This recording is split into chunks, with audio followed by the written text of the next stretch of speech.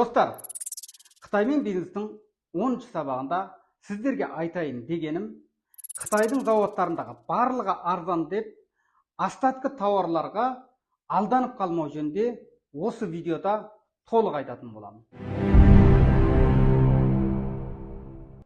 Көптеген достар бізге осындай тауарлар жіберіп жатыр. Бұл Қытайдың зауытындағы остатқы тауарлар деп айтады.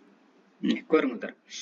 Өте арзан, 9 юан, 16 юан, 3 юаннан бар. 3 юан дегеніміз біздің ақшамен 200 теңге. 200 теңгеге осы киімдерді ала аласыз. Расында ала аласыз. Енді қараңыздар. Мен бұның барлығын ашып көрсетейін сіздерге. Қараңыздар.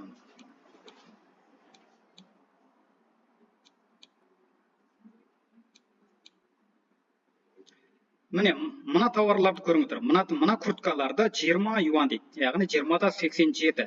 Біздің ақшамен алып айтқан кезде бұл 1300 теңге. Осы тауарды алам деп көптеген клиенттер бізге жазып жатады, ссылкасын жібереді. Осындай арзан тауар тауып алған. Бұл тауар дегеніміз Қытайдың зауытында остатқы тауар деп аталады, достар. Ашып көреміз. Міне, достар, көріңіздер. Өте әдемі курткалар, бірақ өкінішке орай, бұл курткалар сіздерге размермен, светімен келмейді. Мына астында қараңыз, жібейді басамыз.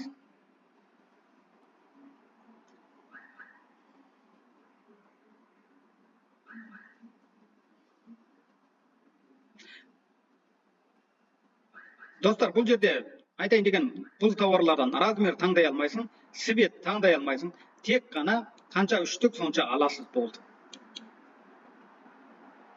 Міне, достар, міне жерде не размер таңдай алмайсың, не свет таңдай алмайсың.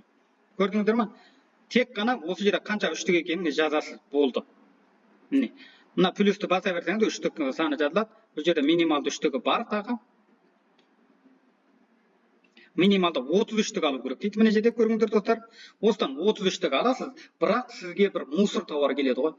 Яғни қате тігіліп қалған, қисық тігіліп қалған, болмаса размері жоқ, болмаса үлкен размерлер қап қойған, болмаса кішкене размерлер қап қойған, болмаса әйтеу бір куртка келеді ғой.